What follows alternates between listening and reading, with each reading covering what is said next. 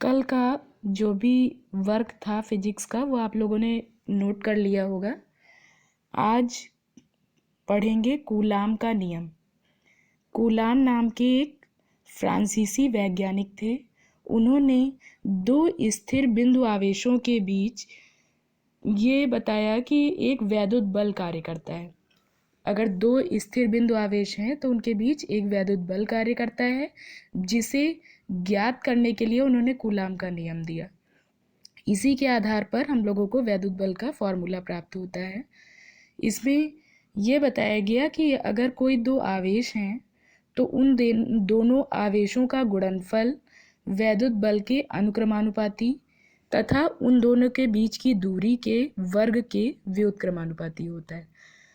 उसी के आधार पर ये देखिए चित्र बना हुआ है और लिखा भी है F proportional to Q1 Q2 बटे R स्क्वायर। जहाँ पे जब प्रोपोर्शनल का साइन हटता है तो एक कांस्टेंट आता है स्मॉल के को लिखा जाता है 1/4πε0 और दूसरा उसकी वैल्यू होती है कितनी 9 गुणे 10⁹ न्यूटन मीटर स्क्वायर प्रति कूलाम स्क्वायर। ये वैल्यू कैसे फाइंड करते हैं? जो 1/4πε0 है इसमें पाई की और ε0 की वैल्यू रख के ये मान ज्ञात किया जाता है। ε0 की भी वैल्यू हम अभी आपको बताएंगे, आगे लिखी हुई है।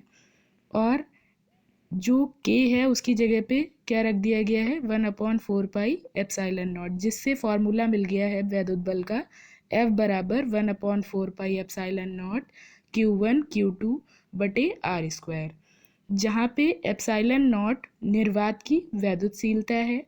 इसका मान 8.85 गुणे 10⁻⁻12 कूलाम स्क्वायर प्रति न्यूटन मीटर स्क्वायर होता है। विमीय सूत्र ज्ञात करने के लिए इसका विमीय सूत्र मात्रक के आधार पर ज्ञात किया गया है। जैसे लिखा हुआ है कूलाम स्क्वायर, तो कूलाम के लिए कल आपने विमीय सूत्र पढ़ा था AT, तो AT रख दिया गया 2 बार क्योंकि स्क्वायर था, बटे में न्यूटन मीटर स्क्वायर। न्यूटन के लिए बल का विमीय सूत्र रखेंगे, आप लोगों ने पढ़ा है फर्स्ट ईयर में, mL/2। और फिर दूसरा दूरी के लिए क्या आ जाएगा L स्क्वायर। सॉल्व करने पे ε0 का विमीय सूत्र मिलेगा m⁻⁻1 L⁻⁻3 T⁻4 A⁻2, और इसे बड़े ब्रैकेट में लिखते हैं, ये आप जानते हैं।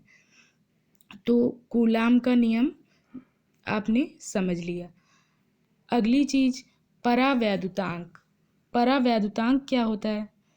जैसे आपने अभी पढ़ा निर्वात की वैद्युतशीलता, उसको ε0 लिखते हैं।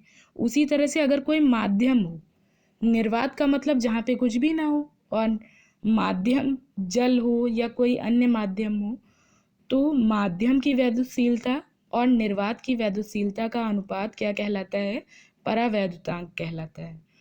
और इसे और किस नाम से जानते हैं? आपेक्षिक वैद्युतशीलता। इसे कैपिटल K से लिखते हैं। कैपिटल K बराबर एप्साइलन बटे ε0, इसको एप्साइलन पढ़ते हैं, ठीक। अगली चीज है सतत आवेश वितरण। नाम से ही समझ पा रहे होंगे सतत आवेश वितरण, यानी अगर किसी वस्तु पर एक समान रूप से आवेश वितरित हो तो उसे हम क्या कहेंगे? सतत आवेश वितरण।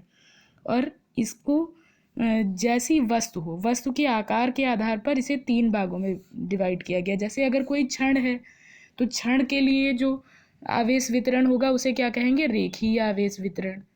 अगर कोई ऐसी वस्तु है जिसमें क्षेत्रफल हो, यानी लंबाई चौड़ाई 2 चीजें पाई जा रही हों, जो आपने द्विविमीय पढ़ा है 2 डायमेंशनल, तो उसको क्या कहेंगे? पृष्ठीय आवेश वितरण।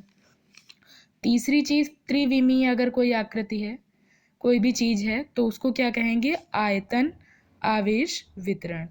रेखीय आवेश वितरण को पढ़ेंगे आप अगर आवेश का वितरण किसी रेखा के अनुदिश एक समान रूप से होता है, तो इसे क्या कहते हैं? रेखीय आवेश वितरण।